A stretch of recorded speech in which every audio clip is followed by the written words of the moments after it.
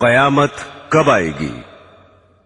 برادران اسلام، آج میں آپ کو رسول کریم حضرت محمد مصطفیٰ صلی اللہ علیہ وسلم کے ارشادات اور پیشن گوئیوں کی روشنی میں قرب قیامت کی چند نشانیوں کے بارے میں گفتگو کرنے جا رہا ہوں، جن میں سے بعض پوری ہو چکی ہیں، کچھ پوری ہو رہی ہیں اور بعض آئندہ پوری ہوں گی۔ حضرت علی رضی اللہ تعالی عنہ فرماتے ہیں کہ رسول خدا صلی اللہ علیہ وسلم نے فرمایا کہ ان قریب لوگوں پر ایسا زمانہ آئے گا کہ اسلام کا صرف نام باقی رہے گا اور قرآن کی صرف رسم باقی رہ جائے گی۔ ان کی مسجدیں نقش و نگار، ٹائل، برقی پنکھوں وغیرہ سے آباد ہوں گی اور ہدایت کے اعتبار سے ویران ہوں گی۔ ان کے علماء آسمان کے نیچے رہنے والوں میں سب سے زیادہ برے ہوں گے۔ ان علماء سے فتنے پیدا ہوں گے اور پھر ان میں واپس آ جائیں گے۔ اسلام کا صرف نام باقی رہے گا، یعنی اسلامی چیزوں کے نام ہی لوگوں میں رہ جائیں گے اور ان کی حقیقت باقی نہ رہے گی، جیسا کہ آج کل نماز، روزہ، زکوٰۃ، حج وغیرہ کے بس نام ہی باقی ہیں اور ان کی حقیقت اور روح اور ادائیگی کے وہ طریقے اور کیفیت باقی نہیں ہیں جو رسول خدا صلی اللہ علیہ وسلم سے منقول ہیں، اور کروڑوں مسلمان ان سے کورے ہیں۔ قرآن شریف صرف رسمن ہی پڑھا جاتا ہے، اس کے الفاظ اور خوش الہانی کا تو خیال ہے، مگر اس کے معنی پر غور کرنا اور اس کی منع کی ہوئی چیزوں سے بچنا تو مسلمان کے تصور میں بھی نہیں رہا۔ مسجدیں زیب و زینت سے خوب آراستہ ہیں، دلکش فرش، قیمتی غالیچے، دیدہ زیب فانوس، عمدہ عمدہ ہنڈے اور آرام و راحت کی چیزیں مسجدوں میں موجود ہیں، مگر ہدایت سے خالی ہیں۔ مسجدوں میں دنیا کی باتیں، تانے، غیبتیں بے دھڑک ہوتی ہیں اور امام و مؤذن تو مسجدوں کو گھر ہی سمجھتے ہیں۔ علماء کے بارے میں جو یہ ارشاد فرمایا کہ علماء سے فتنہ نکلے گا اور ان میں واپس آ جائے گا، اس کا مطلب یہ ہے کہ علماء بگڑ جائیں گے اور رشد و ہدایت کی راہ چھوڑ دیں گے تو عالم میں فساد ہوگا، اور پھر اس کی زد میں علماء بھی آ جائیں گے، اور یہ بھی مطلب ہو سکتا ہے کہ علماء دنیا داروں اور ظالموں کی مدد کریں گے اور پیسے اینٹھنے کے لیے دنیا کی مرضی کے موافق مسئلے بتائیں گے، اور پھر دنیا دار ہی ان کا مزاج ٹھکانے لگا دیں گے۔ حضرات گرامی، دوسرے انسانوں کی طرح آج کل کے علماء بھی فکر آخرت سے خالی ہو گئے ہیں اور اس فانی زندگی کو اپنے علم کا مقصد بنا رکھا ہے۔ سیاسی لیڈر بننے، شہرت حاصل کرنے، روپیہ کمانے جوڑنے کی دھن میں سرگرداں ہیں، اور موجودہ زمانے کے علماء میں خال خال ہی ایسے ہیں جو اسلام کی تبلیغ کرتے ہوں، ورنہ آج تو علماء کی یہ حالت ہو گئی ہے کہ جلسوں میں گاندھیزم یا نیشنلزم، سوشلزم اور کمیونزم کی اشاعت کرتے ہیں اور ارشادات نبوی کی بجائے مخلوق کے خود ساختہ نظاموں کی طرف دعوت دیتے ہیں۔ حضرت انس رضی اللہ تعالی عنہ فرماتے ہیں کہ رسول اللہ صلی اللہ علیہ وسلم نے ارشاد فرمایا کہ قیامت کی نشانیوں میں ایک یہ بھی ہے کہ لوگ مسجدیں بنا کر فخر کریں گے۔ آج کل یہی حال ہے، اور بقول حضرت ابن عباس رضی اللہ تعالی عنہ، تم ضرور مسجدوں کو یہود و نصار کی طرح سجاؤ گے۔ دل کو منتشر کرنے والے رنگ برنگ کے ٹائل، جھاڑ، فانوس، ہانڈیاں، دل فریب فرش اور بیش بہا پردے، اور دوسرا زیب و زینت اور آرام و راحت کی چیزیں مسجدوں میں موجود ہیں، اور ان دنیاوی چیزوں نے مسجدوں میں پہنچ کر اوقات نماز کے علاوہ مسجدوں کو مقفل کرنے پر مجبور کر دیا ہے، اور حفاظت کے لیے مستقل نگرانوں اور چوکیداروں کی ضرورت پیدا کر دی ہے۔ مسجدیں ان دنیاوی چیزوں سے آباد ہیں اور نمازیوں سے خالی ہیں۔ جو نمازی ہیں وہ مسجدوں میں دنیا کی باتوں میں مشغول رہتے ہیں۔ مسجدوں میں نہ تعلیمی حلقے ہیں، نہ دینی مشورے ہیں، نہ ذکر و تلاوت سے آباد ہیں۔ حالانکہ مسجد رسول اکرم صلی اللہ علیہ وسلم اور حضرات خلفائے راشدین کے زمانے میں دین اور دینیات کی ترقی کے کاموں میں اور اس سے متعلق مشوروں کا مرکز تھی۔ ایک روایت میں ہے کہ جب تم اپنی مسجد کو سجانے لگو اور قرآنوں کو دیدہ زیب بنانے لگو تو سمجھ لو تمہاری ہلاکت کا وقت قریب ہے۔ حضور صلی اللہ علیہ وسلم نے ارشاد فرمایا کہ ایک زمانے میں ایسے لوگ ہوں گے جن کی دنیاوی باتیں ان کی مسجدوں میں ہوا کریں گی، تم ان کے پاس نہ بیٹھنا کیونکہ خدا کو ان کی کوئی ضرورت نہیں ہے۔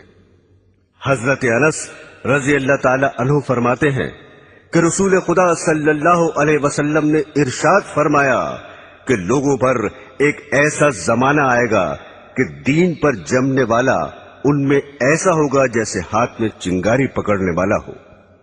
یہ زمانہ اس وقت موجود ہے کیونکہ ہر طرف بددینی اور بے حیائی اور فحشکاری کی فضا ہے، سرکشی کا ماحول ہے۔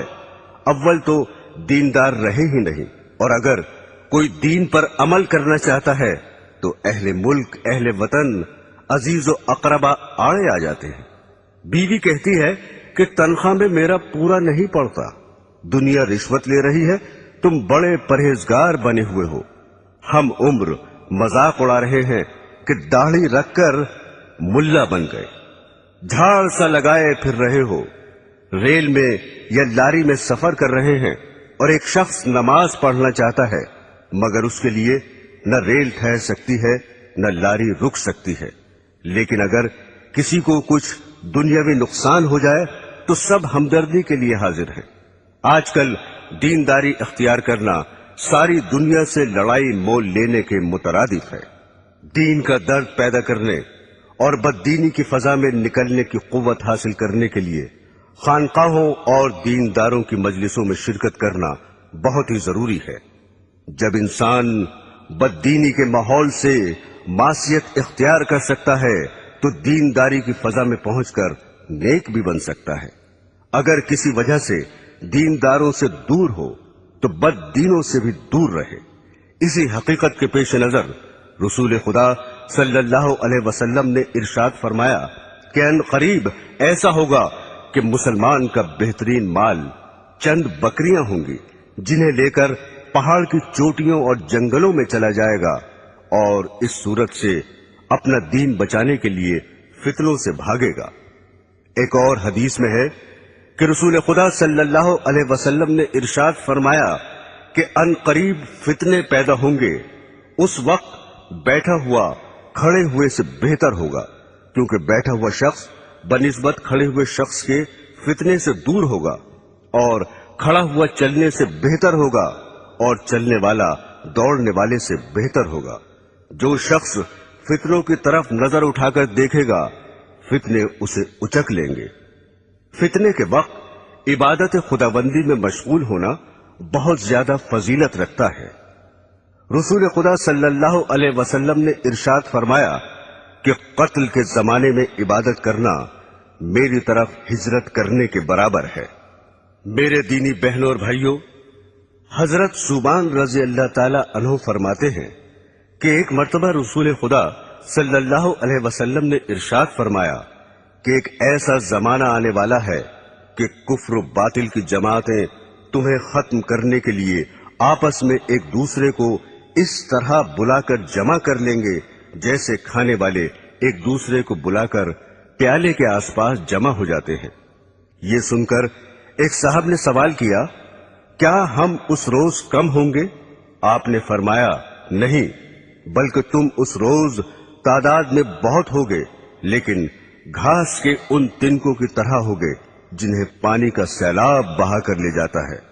پھر ارشاد فرمایا، خدا ضرور ضرور تمہارے دشمنوں کے دل سے تمہارا روب نکال دے گا، اور یقیناً وہ تمہارے دلوں میں کاہلی اور سستی ڈال دے گا۔ ایک صاحب نے عرض کیا، سستی کا کیا سبب ہوگا؟ اس پر آپ نے ارشاد فرمایا کہ دنیا یعنی مال و دولت سے محبت کرنے لگو گے اور موت کو مکروہ سمجھو گے۔ برسوں سے یہ پیشن گوئی حرف بحرف صادق ہو رہی ہے، اور مسلمان آج اپنی اس حالت زار کو اپنی آنکھوں سے دیکھ رہے ہیں کہ کوئی قوم انہیں نہ عزت و وقت کی نگاہ سے دیکھتی ہے، نہ دنیا میں ان کا رہنا گوارا کرتی ہے۔ ایک وہ بھی زمانہ تھا کہ دوسری قومیں اپنے اوپر مسلمانوں کو حکمراں دیکھنا چاہتی تھیں۔ ایک دور یہ ہے کہ غیر مسلم اقوام مسلمان کو اپنی قلمرو میں رکھنا بھی پسند نہیں کرتی۔ تمام دنیا کے مسلمان ایک ہی وقت میں ایک دم ختم ہو جائیں، یہ تو ہرگز کبھی نہیں ہوگا، جیسا کہ پہلے پیشن گوئی گزر چکی ہے۔ البتہ ایسے واقعات گزر چکے ہیں کہ کسی ملک میں جہاں مسلمان خود حکمراں تھے، انقلاب کے بعد وہ وہاں سے جان بچا کر بھی نہ جا سکے۔ اسپین اس کی زندہ اور مشہور مثال ہے۔ مسلمانوں کو آج ذلت و خواری کا منہ کیوں دیکھنا پڑ رہا ہے، اور کروڑوں کی تعداد میں ہوتے ہوئے بھی کیوں غیروں کی طرف تک رہے ہیں؟ اس کا جواب خود ہادی عالم صلی اللہ علیہ وسلم کے ارشاد میں موجود ہے کہ دنیا کی محبت اور موت کے خوف کے باعث یہ حال ہو رہا ہے۔ جب مسلمان دنیا کو محبوب نہ سمجھتے تھے اور جنت کے مقابلے میں جو موت کے بغیر نہیں مل سکتی، دنیا کی زندگی ان کی نظروں میں کچھ بھی حقیقت نہ رکھتی تھی، اس لیے وہ موت سے ڈرتے نہ تھے۔ حالانکہ تعداد میں کم تھے، لیکن دوسری قوموں پر حکمراں رہے اور اللہ کی راہ میں جہاد کر کے غیروں کے دلوں تک پر حکومت کرنے لگے۔ آج بھی جو ہمارا حال ہے ہم اسے خود بدل سکتے ہیں، بشرطے کہ پچھلے مسلمانوں کی طرح دنیا کو ذلیل اور موت کو عزیز از جان سمجھنے لگے، ورنہ ذلت اور بڑھتی ہی رہے گی۔ حضرات گرامی، حضرت ابو ہریرہ رضی اللہ تعالی عنہ فرماتے ہیں کہ رسول خدا صلی اللہ علیہ وسلم نے ارشاد فرمایا کہ قیامت کی نشانیوں میں سے یہ بھی ہے کہ علم اٹھ جائے گا، جہالت بہت بڑھ جائے گی، زنا کی کثرت ہوگی، شراب بہت پی جائے گی، مرد کم ہو جائیں گے، عورتیں اس قدر زیادہ ہو جائیں گی کہ 50 عورتوں کی خبرگیری کے لیے ایک ہی مرد ہوگا۔ اس حدیث میں جو کچھ ارشاد فرمایا ہے اس وقت ہو بہو ہو رہا ہے۔ البتہ عورتوں کی ابھی اتنی زیادتی نہیں ہوئی جتنی اس حدیث میں درج ہے، مگر یورپ کی جنگیں ان قریب ہی اس پیشن گوئی کو سچا کر دکھانے والی ہیں۔ حضرت انس رضی اللہ تعالی عنہ فرماتے ہیں کہ رسول خدا صلی اللہ علیہ وسلم نے ارشاد فرمایا کہ قیامت اس وقت تک قائم نہ ہوگی جب تک کہ وقت جلدی جلدی نہ گزرنے لگے۔ پھر اس کی تشریح فرمائی کہ 1 سال 1 ماہ کے برابر ہوگا، اور 1 ماہ 1 ہفتے کے برابر ہوگا، اور 1 ہفتہ 1 دن کے برابر ہوگا، اور 1 دن 1 گھڑی کے برابر ہوگا، اور 1 گھڑی ایسے گزر جائے گی جس طرح آگ کا شعلہ یکایک بھڑک کر ختم ہو جاتا ہے۔ برادران اسلام، قرب قیامت کی نشانیوں میں سے یہ بھی ہے کہ سود عام ہوگا اور حلال و حرام کا خیال نہ کیا جائے گا۔ حضرت ابو ہریرہ رضی اللہ تعالی عنہ فرماتے ہیں کہ رسول خدا صلی اللہ علیہ وسلم نے ارشاد فرمایا کہ لوگوں پر ایک ایسا زمانہ آئے گا کہ انسان یہ پرواہ نہ کرے گا کہ اس نے حلال حاصل کیا یا حرام لیا۔ بعض لوگ کہہ دیتے ہیں آج کل حلال تو ملتا ہی نہیں، لیکن یہ سمجھنا کہ حلال آج کل ملتا ہی نہیں نفس کا دھوکہ ہے، کیونکہ حلال کا دھیان رکھنے کی وجہ سے انسان قیود و حدود میں بندھ جاتا ہے، اور بقول حضرت سفیان ثوری رحمت اللہ علیہ حلال میں فضول خرچی کی گنجائش نہیں ہوتی اور عیش و مستی کی زندگی گزارنے کا موقع نہیں ملتا، اس لیے نفس یہ تعویل سمجھاتا ہے کہ آج کل حلال تو ملتا ہی نہیں، لہذا حرام حلال کا خیال فضول ہے۔ لیکن جن بندوں کے دل میں خدا کا خوف ہے اور جنہوں نے سرور عالم صلی اللہ علیہ وسلم کا فرمان کہ جنت میں وہ گوشت داخل نہ ہوگا جو حرام سے بڑھا ہو، جو گوشت حرام سے بڑھا ہو دوزخ اس کی زیادہ مستحق ہوگی، اگرچہ حلال ان کو زیادہ نہیں ملتا، اور حلال طلب کرنے والوں کی بسا اوقات دنیاوی ضرورتیں بھی رکی رہتی ہیں، لیکن آخرت کے بے پناہ عذاب سے بچنے کے لیے دنیا کی جلدی ختم ہو جانے والی تکلیفوں کا برداشت کرنا ہر عقل مند کے لیے ضروری اور لازمی ہے۔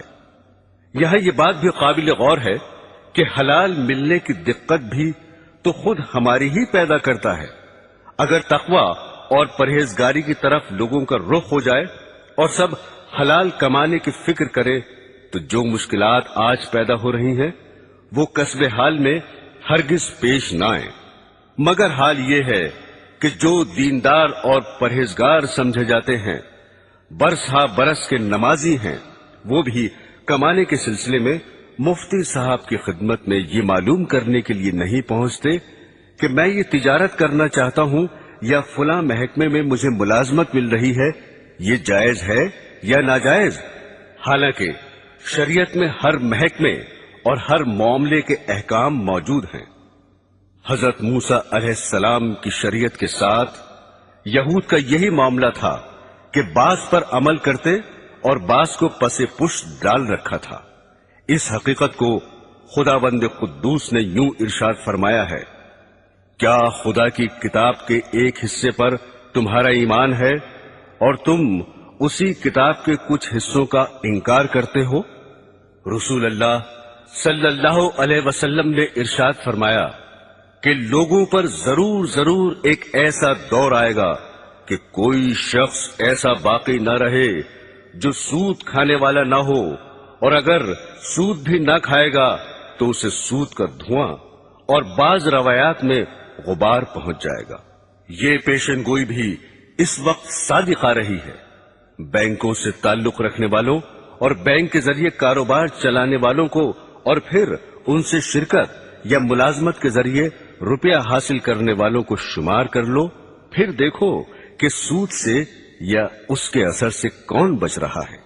برادران اسلام، حضرت ابو ہریرہ رضی اللہ تعالی عنہ فرماتے ہیں کہ رسول خدا صلی اللہ علیہ وسلم نے خدا کی قسم کھا کر ارشاد فرمایا کہ اس وقت تک دنیا ختم نہ ہوگی جب تک لوگوں پر ایسا دن نہ آ جائے گا کہ قاتل کو یہ علم نہ ہوگا کہ میں نے کیوں قتل کیا، اور مقتول یہ نہ جانے گا کہ میں کیوں قتل ہوا۔ کسی نے عرض کیا، ایسا کیوں ہوگا؟ ارشاد فرمایا، فتنوں کی وجہ سے قتل بہت ہی زیادہ ہوگا۔ پھر ارشاد فرمایا، ان فتنوں میں قتل کرنے والا اور قتل ہونے والا دونوں جہنم میں داخل ہوں گے۔ حضرات گرامی، قاتل کا دوزخی ہونا تو ظاہر ہے کہ اس نے ناحق دوسرے کا خون کیا، اور مقتول کے دوزخی ہونے کی وجہ دوسری حدیث میں یہ آئی ہے کہ چونکہ وہ بھی دوسرے کو قتل کرنے کی فکر میں لگا ہوا تھا اس لیے وہ بھی دوزخی ہوگا۔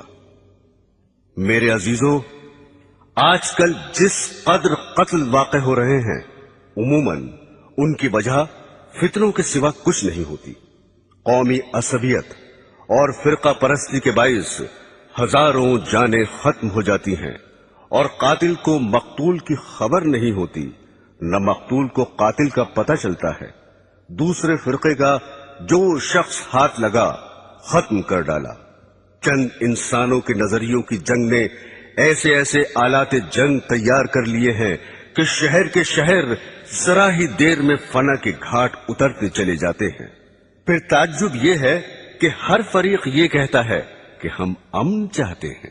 برادران اسلام، حضرت عمر اور حضرت ابو ہریرہ رضی اللہ تعالی عنہما سے روایت ہے کہ رسول خدا صلی اللہ علیہ وسلم کی خدمت میں آ کر ایک صاحب نے دریافت کیا کہ قیامت کب آئے گی؟ آپ نے ارشاد فرمایا کہ میں اور تم اس معاملے میں برابر ہیں، یعنی اس کا جیسے تمہیں پتہ نہیں مجھے بھی علم نہیں۔ ان صاحب نے عرض کیا، تو اس کی نشانیاں ہی بتا دیجئے۔ آپ نے ارشاد فرمایا، اس کی بعض نشانیاں یہ ہیں کہ عورتیں ایسی لڑکیاں جننے لگیں جو ان ماؤں پر حکم چلائیں، اور تم دیکھو گے کہ ننگے پیر اور ننگے بدن والے تنگ دست اور بکریاں چلانے والے مکانات کی بلندی پر فخر کریں گے۔ یہ حضرت عمر کی روایت کے الفاظ ہیں، اور حضرت ابو ہریرہ رضی اللہ تعالی عنہ کی روایت میں ہے کہ آپ نے فرمایا، جب تم ننگے پیر اور ننگے بدن والوں गूंगों बहरों को जमीन का बादशाह देखो, उस वक्त कयामत करीब होगी। मकानात की बुलंदी पर फख्र करना और ऐसी औलाद का पैदा हो जाना जो वालिदैन पर हुक्म चलाए, इस दौर में हू बहू मौजूद है। जो अहले सरवत और सरमायादार है वो तो बड़ी बड़ी बिल्डिंगें बनाते हैं ही, मगर जिनके पास खाने पहनने को भी नहीं, वो भी पेट काट काट कर और कर्ज ले लेकर अपने घरों की इमारत ऊंची बनाने की फिक्र में रहते हैं। जहां इंसान के और औसाफ की तारीफ की जाती है, वहां उम्दा मकान, बैठक और बंगले का मालिक होना भी जबान पर आ जाता है। नंगे बदन और नंगे पैर वाले बादशाह तो अभी मौजूद नहीं हुए, आइंदा जरूर होंगे, जैसा कि सरवर आलम सल्लल्लाहु अलैहि वसल्लम ने खबर दी है। अलबत्ता ऐसे हुक्मरां इस वक्त भी मौजूद हैं जिन्हें गूंगा और बहरा कहना बिल्कुल सही है, क्योंकि उनमें न हक सुनने की सलाहियत है, न हक कहने की काबिलियत है। उनके मुखालिफ अखबारों और लीडरान उनको हक पर लाने की बहुत कोशिश करते हैं, मज़ामीन और आर्टिकल्स लिखकर झंझोड़ते हैं, मगर वो अपनी कजरबी को छोड़ने के लिए जरा भी टस से मस नहीं होते। उनकी गोयाई का ये आलम है कि तकरीरों और बयानों में इस कदर साफ और सरी झूठ बोल जाते हैं कि अखबारात उनके झूठ की दाद देते देते थक जाते हैं और अवाम के दिलों से अपने हुक्मरानों की बात का एतमाद उठता चला जाता है। फिर नाअहल इस कदर है कि जो महकमा उनके सुपुर्द किया जाता है, रुपए की तनख्वाह बटोरने के शौक में उसे कबूल तो कर लेते हैं, मगर महकमे की जिम्मेदारियों को पूरी तरह अंजाम देने से कासिर रहते हैं। बुखारी शरीफ में है कि रसूल खुदा सल्लल्लाहु अलैहि वसल्लम की खिदमत में हाजिर होकर एक देहाती ने सवाल किया कि कयामत कब आएगी? आपने इरशाद फरमाया, जब अमानतदारी जाती रहे तो कयामत का इंतजार करना।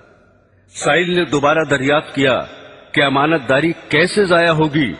इरशाद फरमाया, जब ओहदे ना अहलों के सुपुर्द कर दिए जाएं, जैसे सदारत, कयादत, हुकूमत, विजारत, तदरीस, अमामत, खिताबत वगैरह, तो कयामत का इंतजार करना। यानी जब ऐसा होगा तो अमानतदारी भी जाया कर दी जाएगी।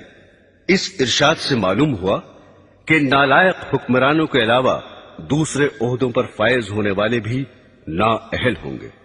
चुनाचे आजकल मौजूद हैं फासिक, बखील, बदकार और बद अखलाक लोग बड़े बड़े ओहदों पर फायज हैं। जो लोग मौजिज और अहले अक्ल समझे जाते हैं, दौलत और सरवत की वजह से उन्हें बड़ा आदमी कहा जाता है। उनके अफाल और किरदार बसा औकात अखबारों में शाया होते हैं, तो पता चलता है कि इस दौर के बड़ों की बदकारी किस दर्जा बढ़ी हुई है। और सैयद आलम सल्लल्लाहु अलैहि वसल्लम का इरशाद गिरामी, उस वक्त तक कयामत कायम न होगी जब तक दुनिया का सबसे ज्यादा हिस्सा ऐसे शख्स को न मिल जाए जो खुद भी कमीना होगा और उसका बाप भी कमीना होगा। जल्द ही दुनिया पर सादिक आने वाला है। इस वक्त इंसानों में बुलंद अखलाक वाले इंसान बहुत ही कम है, और वो वक्त मौजूद है जिसका बुखारी शरीफ में जिक्र है कि रसूल खुदा सल्लल्लाहु अलैहि वसल्लम ने इरशाद फरमाया कि लोग यके बाद दीगरे खत्म होते जाएंगे और बेकार लोग रह जाएंगे, जैसे रद्दी, जौ या खजूर का कूड़ा रह जाता है। खुदा उनकी जरा परवाह न करेगा। फरमाया नबी करीम सल्लल्लाहु अलैहि वसल्लम ने कि मेरे रब ने मुझे तमाम जहानों के लिए रहमत और हादी बनाकर भेजा है, और मुझे हुक्म दिया है कि गाने बजाने का सामान और बुत और सलीब और जाहिलियत की चीजों को मिटा दो।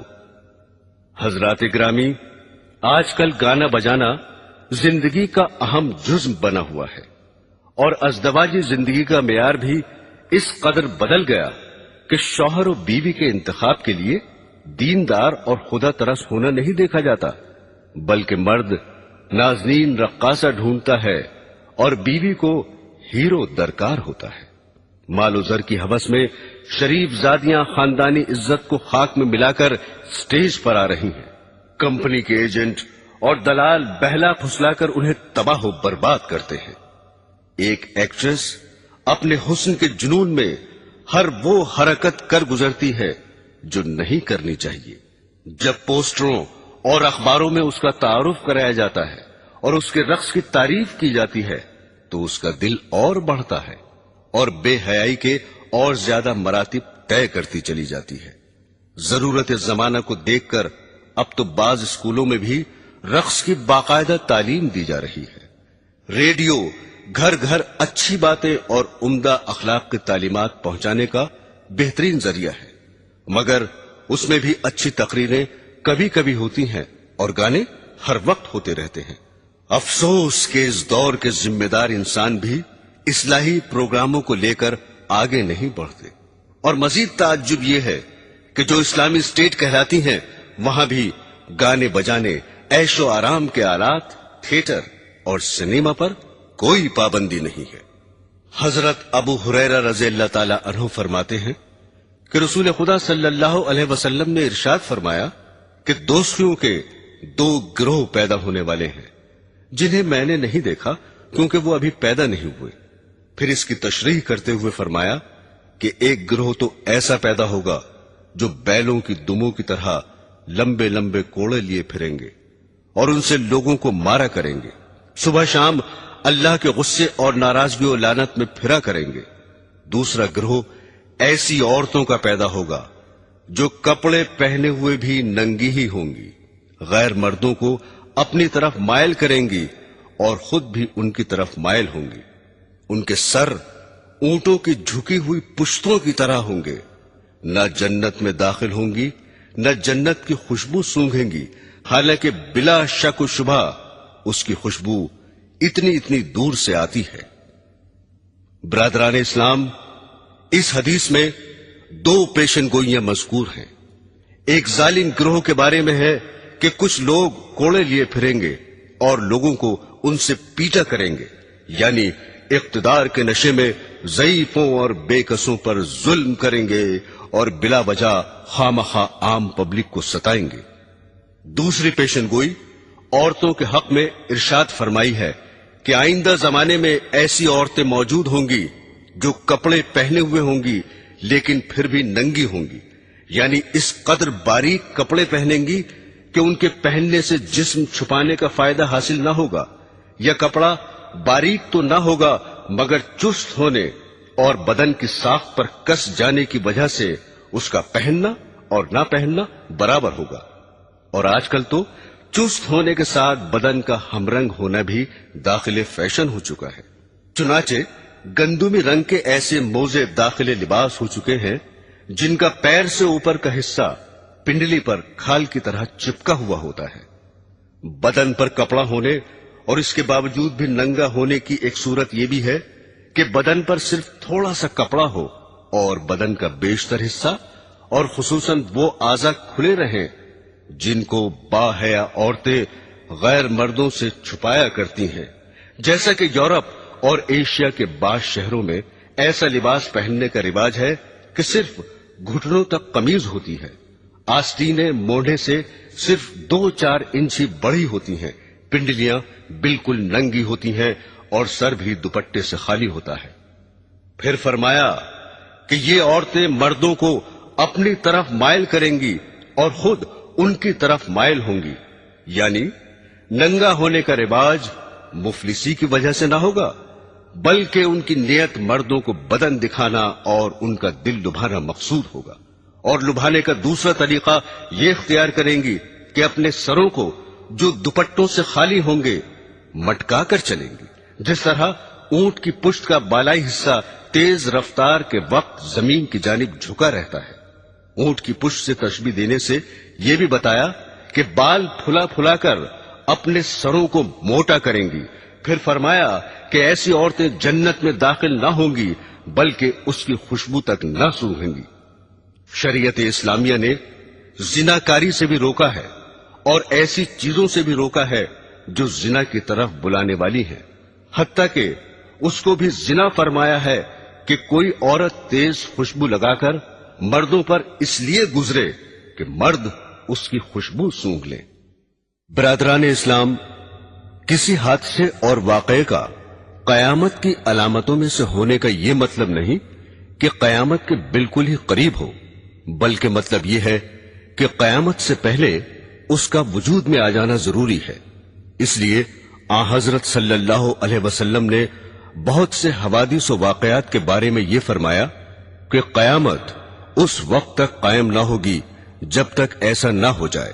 اب میں وہ حوادث و واقعات بیان کرتا ہوں جو عموماً قیامت کے قریب تر زمانے میں ظاہر ہوں گے۔ رسول خدا صلی اللہ علیہ وسلم نے فرمایا کہ عیسائیوں سے صلح کرو گے جو امن والی صلح ہوگی۔ تم اور عیسائی آپس میں مل کر ایک دوسری عیسائی جماعت سے جنگ کرو گے۔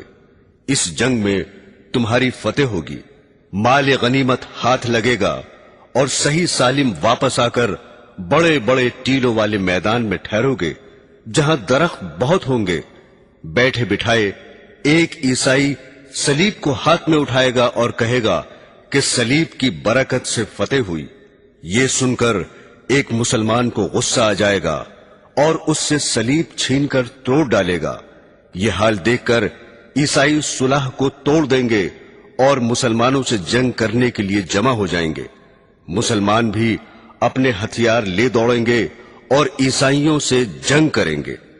اس جنگ میں مسلمانوں کا بادشاہ شہید ہو جائے گا اور دوسرے ملکوں کی طرح ملک شام میں بھی عیسائیوں کی حکومت ہو جائے گی، اور جس عیسائی جماعت سے مسلمانوں کے ساتھ مل کر پہلے جنگ کی تھی اس سے اب یہ عیسائی صلح کر لیں گے۔ اس جنگ میں جو مسلمان بچیں گے وہ مدینے میں چلے جائیں گے اور خیبر کے قریب تک عیسائیوں کی حکومت ہو جائے گی۔ حضرات گرامی، جب مسلمان ہر طرف سے گھر جائیں گے اور ان کی حکومت صرف مدینہ منورہ سے خیبر تک رہ جائے گی تو وہ حضرت امام مہدی علیہ السلام کی تلاش میں لگ جائیں گے۔ حضرت امام مہدی علیہ السلام اس وقت مدینے میں ہوں گے اور امامت کا بار اٹھانے سے بچنے کے لیے مکہ مکرمہ چلے جائیں گے۔ مکہ کے بعض باشندے انہیں پہچان لیں گے اور ان کے پاس آ کر مکان سے انہیں باہر لائیں گے اور ان سے زبردستی بیعت یعنی خلافت کر لیں گے، حالانکہ وہ دل سے نہ چاہتے ہوں گے۔ یہ بیعت مقام ابراہیم اور حجر اسود کے درمیان ہوگی۔ غالباً حضرت امام کو طواف کرتے ہوئے بیعت پر مجبور کیا جائے گا۔ جب حضرت امام مہدی علیہ السلام کی خلافت کی خبر مشہور ہوگی تو ملک شام سے ایک لشکر آپ سے جنگ کرنے کے لیے چلے گا اور آپ کے لشکر تک پہنچنے سے پہلے ہی مقام بیدا میں جو مکہ اور مدینہ کے درمیان ہے زمین میں دھسا دیا جائے گا۔ اس واقعے کی خبر سن کر شام کے ابدال اور عراق کے پرہیزگار لوگ آپ کی خدمت میں پہنچ جائیں گے۔ آپ کے مقابلے کے لیے ایک قریشی نسل شخص قبیلہ بنی کلب کے مردوں کا ایک لشکر بھیجے گا۔ قبیلہ بنی کلب میں اس شخص کی ننیحال ہوگی۔ اس قبیلے سے حضرت مہدی علیہ السلام کا لشکر جنگ کرے گا اور غالب رہے گا۔ حضرت امام مہدی علیہ السلام کے ظہور کے بارے میں رسول اللہ صلی اللہ علیہ وسلم نے فرمایا کہ اس امت پر ایک زبردست مصیبت آئے گی اور انسان ظلم سے بچنے کے لیے کوئی پناہ کی جگہ نہ پائے گا۔ اس وقت خدا میری نسل اور میرے خاندان میں سے ایک شخص پیدا فرمائے گا اور اس کے ذریعے زمین کو عدل اور انصاف سے بھر دے گا، جس طرح کہ وہ اس سے پہلے ظلم اور زیادتی سے بھری ہوئی ہوگی۔ یعنی ان سے پہلے لوگوں میں عدل و انصاف نام کو نہ ہوگا، ہر جگہ ظلم ہی ظلم چھایا ہوگا، اور ان کے آنے پر ساری دنیا انصاف سے بھر جائے گی۔ پھر فرمایا کہ ان کے عدل سے آسمان والے اور زمین والے سب راضی ہوں گے، اور اس زمانے کی نیکیوں اور عدل و انصاف کا یہ نتیجہ ہوگا کہ آسمان ذرا سا پانی بھی برسائے بغیر نہ چھوڑے گا اور خوب موسلادھار بارشیں ہوں گی۔ زمین بھی اپنے اندر سے تمام پھل پھول غلے اور ترکاریاں اگا دے گی، حتیٰ کہ اس قدر ارزانی اور غذاؤں کی بہتات ہوگی کہ زندہ لوگ مردوں کی تمنا کرنے لگیں گے کہ کاش ہمارے دوست احباب عزیز اور اقربا بھی زندہ ہو جاتے تو اس عیش اور خوشی کے زمانے کو دیکھ لیتے۔ حضرت امام مہدی علیہ السلام کے زمانے میں مال اس قدر کثیر ہوگا کہ ان سے اگر کوئی مال طلب کرے گا تو لپ بھر بھر کر اس کے کپڑے میں اتنا ڈال دیں گے جتنا وہ اٹھا کر لے جا سکے گا۔ ابو داؤد شریف کی ایک روایت میں ہے کہ مہدی علیہ السلام نبی اکرم صلی اللہ علیہ وسلم کے طریق زندگی پر چلیں گے اور ان کے زمانے میں ساری زمین پر اسلام ہی اسلام ہوگا۔ حضرت مہدی علیہ السلام 7 برس حکومت کریں گے، پھر وفات پا جائیں گے اور مسلمان ان کی نماز جنازہ پڑھیں گے۔ برادران اسلام، حضرت مہدی علیہ السلام کو کفار سے کئی جنگیں کرنی پڑیں گی۔ حضرت مکہ سے چل کر مدینہ تشریف لے جائیں گے اور سید عالم صلی اللہ علیہ وسلم کی قبر اطہر کی زیارت کے بعد ملک کے شام کی طرف روانہ ہو جائیں گے۔ چلتے چلتے شہر دمشق تک ہی پہنچیں گے کہ دوسری طرف سے عیسائیوں کی فوج مقابلے میں آ جائے گی۔ اس فوج سے جنگ کرنے کے لیے حضرت مہدی علیہ السلام اپنے لشکر کو تیار کریں گے اور 3 دن جنگ کے بعد چوتھے روز مسلمانوں کو فتح ہوگی۔ اس لشکر کشی کا ذکر حدیث میں یوں آیا ہے: قیامت قائم ہونے سے پہلے ایسا ضرور ہوگا کہ نہ میراث یعنی میت کا ترکہ کی تقسیم ہوگی اور نہ مال غنیمت پر خوشی ہوگی۔ پھر اس کی تشریح کرتے ہوئے فرمایا کہ شام کے مسلمانوں سے جنگ کرنے کے لیے ایک زبردست دشمن جمع ہو کر آئے گا اور دشمن سے جنگ کرنے کے لیے مسلمان بھی جمع ہو جائیں گے اور اپنی فوج سے انتخاب کر کے ایک ایسی جماعت دشمن کے مقابلے میں بھیجیں گے جس سے یہ طے کرا لیں گے یا مر جائیں یا فتحیاب ہوں گے۔ چنانچہ دن بھر جنگ ہوگی، حتیٰ کہ جب رات ہو جائے گی تو لڑائی بند ہوگی اور ہر فریق میدان جنگ سے واپس ہو جائے گا، نہ اسے غلبہ ہوگا نہ وہ غالب ہوں گے، اور دونوں فریقوں کی فوج جو آج لڑی تھی لڑتے لڑتے ختم ہو جائے گی۔ دوسرے دن پھر مسلمان ایک ایسی جماعت کا انتخاب کر کے بھیجیں گے جس سے یہ طے کرا لیں گے کہ مرے بغیر یا فتحیاب ہوئے بغیر نہ ہٹیں گے۔ اس روز بھی دن بھر جنگ ہوگی، حتیٰ کہ رات دونوں فریق کے درمیان حائل ہو جائے گی اور کسی کو بھی فتح نہ ہوگی۔ یہ بھی بغیر غلبے کے واپس ہو جائیں گے اور وہ بھی، اور اس روز کی لڑنے والی بھی دونوں فریقوں کی فوج ختم ہو جائے گی۔ تیسرے دن پھر مسلمان ایک جماعت کا انتخاب کر کے میدان جنگ میں بھیجیں گے اور ان سے بھی یہی شرط لگائیں گے کہ مر جائیں گے یا غالب ہو کر ہٹیں گے۔ چنانچہ شام تک جنگ ہوگی اور ہر دو فریق اس روز بھی برابر سرابر لوٹ آئیں گے، نہ یہ غالب ہوں گے نہ وہ، اور اس روز بھی جنگ کرنے والی جماعتیں ہر دو طرف کی ختم ہو جائیں گی۔ چوتھے روز بچے کھچے سب مسلمان جنگ کے لیے اٹھ کھڑے ہوں گے اور خدا کافروں کو شکست دے گا، اور اس روز ایسی زبردست جنگ ہوگی کہ اس سے پہلے کبھی نہ دیکھی ہوگی۔ اس جنگ میں شریک ہونے والے ابھی اپنے اپنے کنبے کے افراد کا شمار کر رہے ہوں گے کہ اچانک ایک ایسی جنگ کی خبر سنیں گے جو اس پہلی جنگ سے بھی زیادہ سخت ہوگی، اور ابھی اس دوسری جنگ کی طرف توجہ بھی نہ کر پائیں گے کہ دوسری خبر یہ معلوم ہوگی کہ دجال نکل آیا جو ہمارے بال بچوں کو فتنے میں مبتلا کرنا چاہتا ہے۔ یہ سن کر اپنے ہاتھوں سے وہ مال اور دولت پھینک دیں گے جو ان کے پاس ہوگا اور اپنے گھروں کی طرف چل دیں گے۔ خبر گیری کے لیے اپنے آگے 10 سوار بھیج دیں گے تاکہ دجال کی صحیح خبر لائیں۔ حضرت صلی اللہ علیہ وسلم نے ان سواروں کے بارے میں فرمایا کہ میں ان کے اور ان کے والدوں کے نام اور ان کے گھوڑوں کے رنگ پہچانتا ہوں۔ یہ سوار اس روز زمین پر بسنے والوں میں فضیلت والے سوار ہوں گے۔ حضرات گرامی، اس جنگ میں اس قدر عیسائی قتل ہوں گے کہ جو باقی رہ جائیں گے ان کے دماغ میں حکومت کی بو نہ رہے گی، گرتے پڑتے بھاگیں گے اور تتر بتر ہو جائیں گے۔ بھاگتے ہوئوں کا یہی مسلمان پیچھا کریں گے اور ہزاروں کو موت کے گھاٹ اتار دیں گے۔ اس کے بعد حضرت امام مہدی علیہ السلام اسلامی شہروں کے بندوبست میں لگ جائیں گے اور ہر جگہ سینکڑوں فوجیں اور بے شمار لشکر روانہ فرمائیں گے۔ ان کاموں سے فرصت پا کر شہر قسطنطینیہ فتح کرنے کے لیے روانہ ہوں گے، جس کا فتح ہونا علامات قیامت میں سے ہے۔ جب آپ دریائے روم کے کنارے پہنچیں گے تو بنو اسحاق کے 70,000 آدمیوں کو کشتی میں سوار کر کے شہر پر حملہ کرنے کا حکم دیں گے۔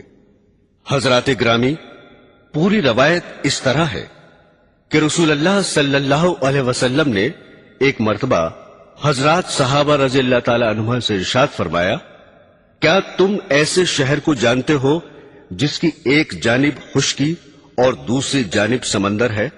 صحابہ نے عرض کیا، جی ہاں جانتے ہیں۔ ارشاد فرمایا، اس وقت تک قیامت قائم نہ ہوگی جب تک بنو اسحاق کے 70,000 انسان اس شہر پر حملہ کر کے جنگ نہ کر لیں گے۔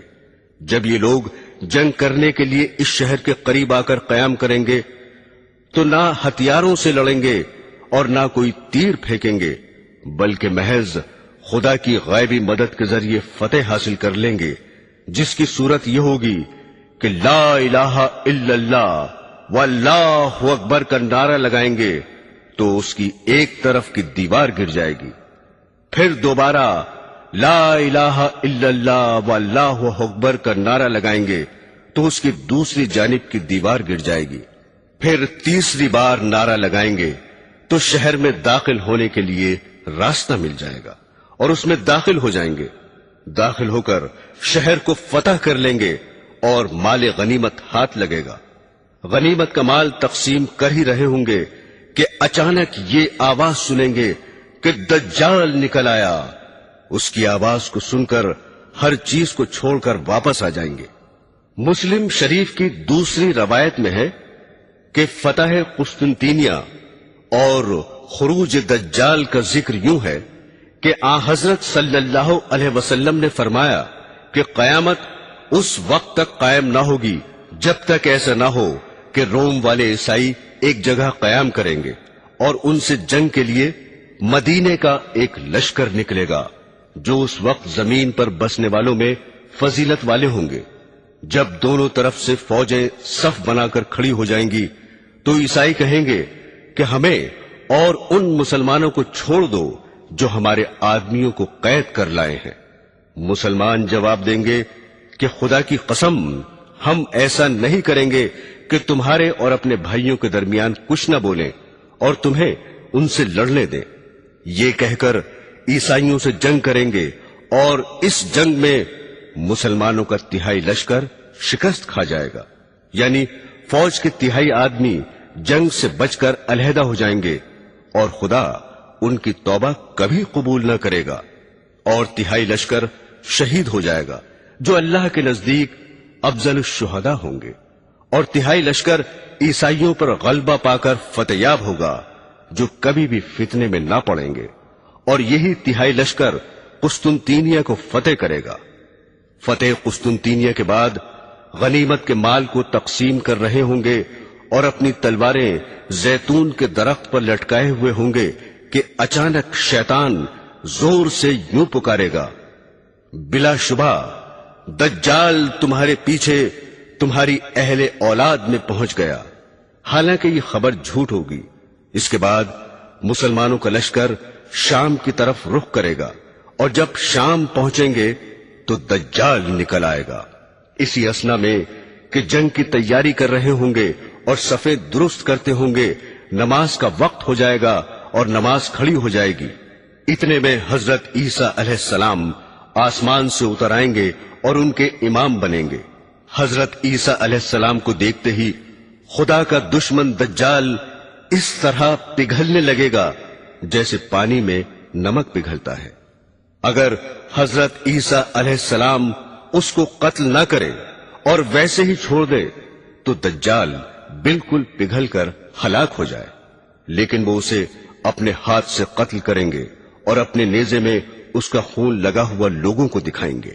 برادران اسلام، حضرت عزیفہ رضی اللہ تعالی عنہ فرماتے ہیں کہ رسول خدا صلی اللہ علیہ وسلم نے فرمایا کہ بے شک دجال نکلے گا اور بے شک اس کے ساتھ میں پانی بھی ہوگا اور آگ بھی ہوگی۔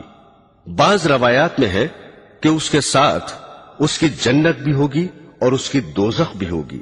جسے لوگ پانی سمجھیں گے وہ واقعتاً جلانے والی آگ ہوگی، یعنی اس کو قبول کرنے کے سبب دوزخ کی آگ میں جلیں گے، اور جسے لوگ آگ سمجھیں گے وہ میٹھا پانی ہوگا۔ لہذا تم میں سے جو کوئی اس کے زمانے میں ہو تو چاہیے کہ اسی میں گرے جو آگ دکھائی دے رہی ہو، کیونکہ وہ در حقیقت میٹھا پانی ہے۔ مسلم کی روایت میں یہ بھی ہے کہ دجال کی دونوں آنکھوں کے درمیان لفظ کافر لکھا ہوگا، جسے ہر پڑھا بے پڑھا مومن پڑھ سکے گا۔ بعض روایات میں ہے کہ اس کے ساتھ گوشت روٹی کے پہاڑ اور پانی کی نہریں ہوں گی۔ کسی کے غصہ دلانے پر مشرق سے نکل پڑے گا اور مدینہ جانے کا قصد کرے گا، لیکن مدینے میں داخل نہ ہو سکے گا، کیونکہ اس روز مدینے کے 7 دروازے ہوں گے اور ہر دروازے پر 2 فرشتے پہرے کے لیے مقرر ہوں گے۔ لہذا وہ احد کے پہاڑ کے پیچھے ٹھہر جائے گا اور وہاں سے فرشتے اس کا رخ شام کی طرف کر دیں گے، شام کی طرف چل دے گا، وہیں حضرت مسیح علیہ السلام کے ہاتھوں ہلاک ہوگا۔ حضرات گرامی، جس وقت مدینے کے قریب احد کے پیچھے آ کر ٹھہرے گا تو مدینے میں زلزلے کے 3 جھٹکے آئیں گے۔ اس سے گھبرا کر تمام کافر اور منافق باہر نکل کر دجال کے پاس پہنچ جائیں گے۔ فتح الباری میں حاکم کی ایک روایت نقل کی ہے، جس میں یہ بھی ہے کہ مدینے سے فاسق مرد اور فاسق عورتیں بھی اس کی طرف نکل کھڑی ہوں گی۔ اسی اثنا میں جبکہ دجال مدینے کے قریب ٹھہرا ہوا ہوگا، یہ واقعہ پیش آئے گا کہ مدینے سے ایک صاحب نکل کر دجال کے سامنے آئیں گے، جو اس زمانے میں روئے زمین پر بسنے والوں میں سب سے بہتر ہوں گے۔ وہ دجال سے کہیں گے، میں گواہی دیتا ہوں کہ بے شک تو وہی دجال ہے جس کی رسول اللہ صلی اللہ علیہ وسلم نے ہمیں خبر دی تھی۔ ان کی یہ بات سن کر دجال حاضرین سے کہے گا، اگر میں اسے قتل کر کے پھر زندہ کر دوں تو بھی میرے دعوے میں تم شک کرو گے؟ لوگ جواب دیں گے نہیں۔ لہذا دجال ان صحاب کو قتل کر دے گا اور پھر زندہ کر دے گا۔ وہ زندہ ہو کر کہیں گے کہ خدا کی قسم، مجھے تیرے بارے میں جتنا آج تیرے جھوٹا ہونے کا یقین ہوا ایسا پہلے نہ تھا۔ اس کے بعد دجال انہیں دوبارہ قتل کرنا چاہے گا لیکن نہیں کر سکے گا۔ پھر دجال ایک قوم کے پاس پہنچے گا اور ان کو اپنی خدائی کی طرف بلائے گا تو وہ اس پر ایمان لے آئیں گے۔ دجال ابھی اپنی خدائی کے نشے میں چوری ہوگا کہ اچانک اللہ تعالی مسیح علیہ السلام کو آسمان سے بھیج دے گا۔ چنانچہ وہ شہر دمشق کی مشرق کی جانب سے 2 فرشتوں کے پروں پر ہاتھ رکھے ہوئے اتریں گے۔ جب سر جھکائیں گے تو ان کا پسینہ ٹپکے گا، اور جب سر اٹھائیں گے تو اس سے موتیوں کی طرح پسینے کے نورانی دانے گریں گے، جیسے کہ چاندی کے بنے ہوئے دانے ہوتے ہیں۔ حضرت عیسیٰ علیہ السلام کے سانس میں یہ تاثیر ہوگی کہ جس کافر تک پہنچے گا وہ کافر مر جائے گا، اور آپ کا سانس وہاں تک پہنچے گا جہاں تک آپ کی نظر پہنچتی ہوگی۔ اب آسمان سے اتر کر دجال کو تلاش کریں گے حتیٰ کہ اسے ایک مقام پر پالیں گے اور قتل فرما دیں گے۔ پھر ان لوگوں کے پاس تشریف لے جائیں گے جنہیں اللہ نے دجال کے فتنے سے بچا دیا ہوگا، اور ان کے چہروں پر بطور تبرک ہاتھ پھیریں گے اور ان کے جنت کے درجوں سے باخبر فرمائیں گے۔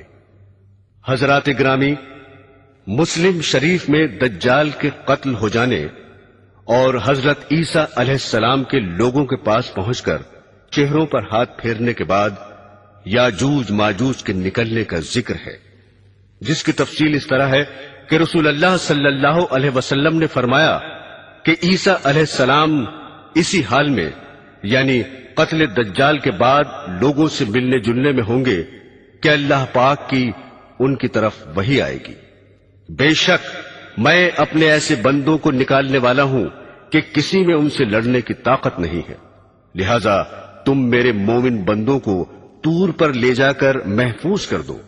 چنانچہ حضرت عیسیٰ علیہ السلام مسلمانوں کو لے کر کوہ طور پر تشریف لے جائیں گے اور خدا یاجوج ماجوج کو بھیج دے گا۔ یاجوج ماجوج زمین میں شر و فساد مچا رہے ہوں گے اور اللہ کے نبی حضرت عیسیٰ علیہ السلام اپنے ساتھیوں کے ساتھ کوہ طور پر گھرے ہوئے ہوں گے۔ اللہ کے نبی عیسیٰ علیہ السلام اور ان کے ساتھی اللہ کی جناب میں گڑ گڑائیں گے اور یاجوج ماجوج کی ہلاکت کی دعا کریں گے۔ چنانچہ خدا یاجوج ماجوج پر بکریوں اور اونٹوں کی ناک میں نکلنے والی بیماری بھیج دے گا جو ان کی گردنوں سے نکل آئے گی اور وہ سب کے سب ایک ہی وقت میں مر جائیں گے۔ اس کے بعد حضرت عیسیٰ علیہ السلام اور آپ کے ساتھی آرام سے زمین پر رہنے لگیں گے اور خدا کا ان پر بڑا فضل و کرم ہوگا۔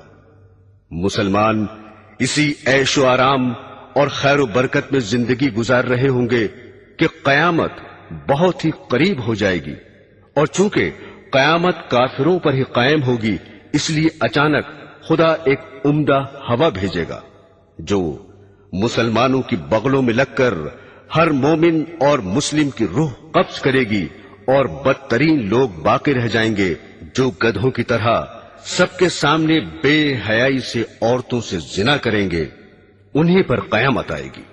برادران اسلام، حضرت عیسیٰ علیہ السلام کے بعد جہالت اور بددینی بڑھتی چلی جائے گی، حتیٰ کہ زمین میں کوئی اللہ اللہ کہنے والا بھی باقی نہ رہے گا، اور بہت ہی برے انسان دنیا میں رہ جائیں گے اور انہیں پر قیامت قائم ہوگی۔ اس دوران میں قیامت کی باقی نشانیاں بھی ظاہر ہو لیں گی جن کا حدیثوں میں ذکر آیا ہے۔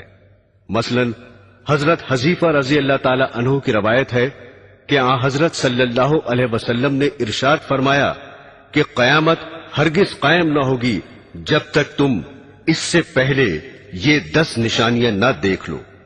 پہلی دھواں، دوسری دجال، تیسری دابت الارض یعنی زمین کا چوپایا، چوتھی پشچم سے سورج کا نکلنا، پانچویں حضرت عیسیٰ علیہ السلام کا آسمان سے نازل ہونا، چھٹی یاجوج ماجوج کا نکلنا، ساتویں آٹھویں نمی، زمین میں 3 جگہ لوگوں کا دھس جانا، ایک مشرق میں، دوسرا مغرب میں اور تیسرا عرب میں، اور ان سب کے آخر یعنی 10ویں آگ یمن سے نکلے گی جو لوگوں کو ان کے محشر کی طرف گھیر کر پہنچا دے گی۔ دوسری روایت میں 10ویں نشانی آگ کے بجائے یہ ذکر فرمائی ہے کہ ایک ہوا نکلے گی جو لوگوں کو سمندر میں ڈال دے گی۔ اس حدیث میں جن 10 چیزوں کا ذکر ہے ان میں سے دجال، یاجوج ماجوج اور حضرت عیسیٰ علیہ السلام کے نازل ہونے کا بیان ہو چکا ہے۔ باقی چیزوں میں سے ایک ہے دھواں۔ سرور عالم صلی اللہ علیہ وسلم سے منقول ہے کہ جب آپ سے دریافت کیا گیا تو ارشاد فرمایا، ایسا دھواں ہوگا کہ جو مشرق سے مغرب تک خلا بھر دے گا اور 40 دن رہے گا۔ اس دھوئیں سے اہل ایمان کو زکام کی طرح تکلیف محسوس ہوگی اور کافر بے ہوش ہو جائیں گے۔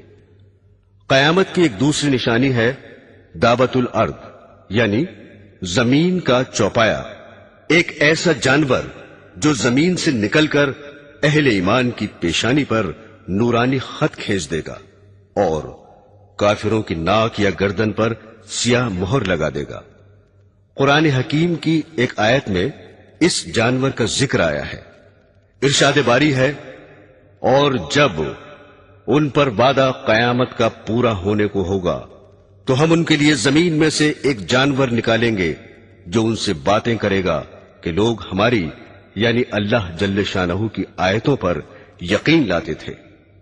حضرت شاہ صاحب کے مطابق جس روز مغرب سے آفتاب نکل کر واپس ہو کر غروب ہوگا، اس سے دوسرے دن صفا پہاڑ جو مکہ کے قریب ہے زلزلے سے پھٹ جائے گا، اور اس میں سے ایک عجیب شکل کا جانور نکلے گا جس کا منہ انسانوں کے منہ کی طرح ہوگا اور پاؤں اونٹ جیسے ہوں گے، گردن گھوڑے کی گردن کی طرح، اس کی دم گائے کی دم کی طرح، اور کھر ہرن کے کھروں کی طرح، اور سینگ 12 سینگے کے سینگوں کے مشابہ ہوں گے۔ ہاتھوں کے بارے میں لکھتے ہیں کہ اس کے ہاتھ بندر کے ہاتھوں جیسے ہوں گے۔ وہ بڑی فصاحت سے لوگوں سے گفتگو کرے گا، اور اس کے ایک ہاتھ میں حضرت موسیٰ علیہ السلام کا عصا اور دوسرے میں حضرت سلیمان علیہ السلام کی انگوٹھی ہوگی۔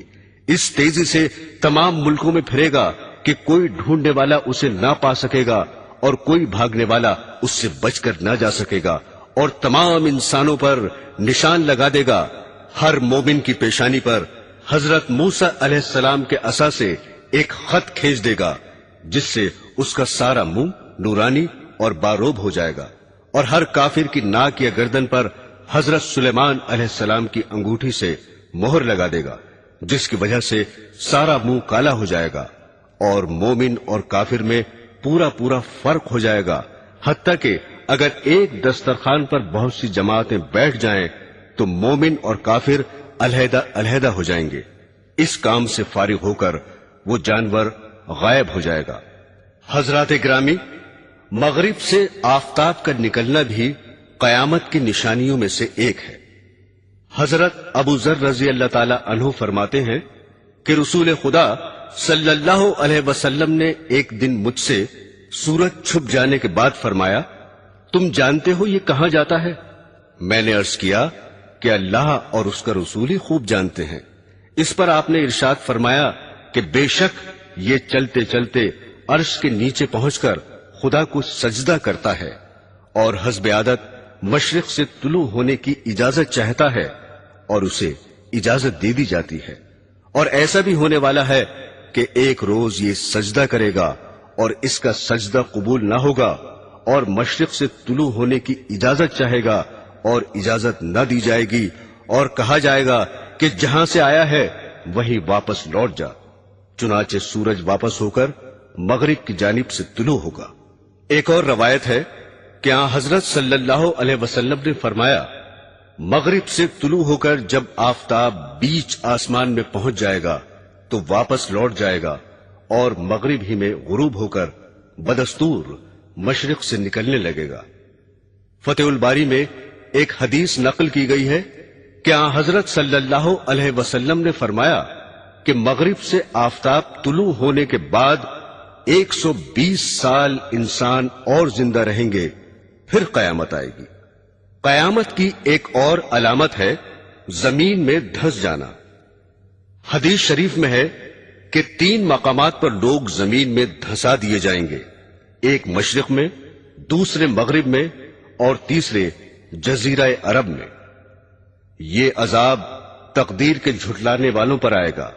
خود حدیث میں اس کی صاف تصریح بھی وارد ہوئی ہے، جو حضرت عبداللہ بن عمر رضی اللہ تعالی عنہ کی ہے کہ رسول اللہ صلی اللہ علیہ وسلم نے فرمایا کہ اس امت میں زمین میں دھس جانا اور صورتوں کا مسخ ہو جانا واقع ہوگا، اور یہ تقدیر کو جھٹلانے والوں میں ہوگا۔ حضرات گرامی، یمن سے آگ کا نکلنا بھی قیامت کی ایک علامت ہے۔ ایک آگ یمن سے نکل کر لوگوں کو محشر کی طرف گھیر کر پہنچا دے گی۔ انہی دنوں جبکہ زمین پر کوئی اللہ اللہ کہنے والا نہ رہے گا، ملک شام میں امن ہوگا اور غلہ بھی سستا ہوگا، خواہ سوداگر ہوں، خواہ دستکار ہوں، خواہ سرمایہ دار، غرضے کے سب گھر کے اسباب لاد کر ملک شام کی طرف روانہ ہو جائیں گے، اور جو لوگ دوسرے ملکوں میں چلے گئے تھے وہ بھی ملک شام میں آ کر آباد ہو جائیں گے، اور تھوڑے ہی دنوں کے بعد ایک بہت بڑی آگ ظاہر ہوگی اور لوگوں کو کھدیڑتی ہوئی ملک شام پہنچا دے گی۔ اس کے بعد وہ آگ غائب ہو جائے گی۔ کچھ عرصے بعد لوگ اپنے اپنے وطنوں کا رخ کریں گے اور دوسرے ملکوں میں بھی آدمی جا کر واپس آ جائیں گے، لیکن ملک شام میں پوری آبادی رہے گی۔ یہ قیامت کے نزدیک بالکل آخری علامت ہوگی، اور اس کے 3-4 برس بعد قیامت آ جائے گی۔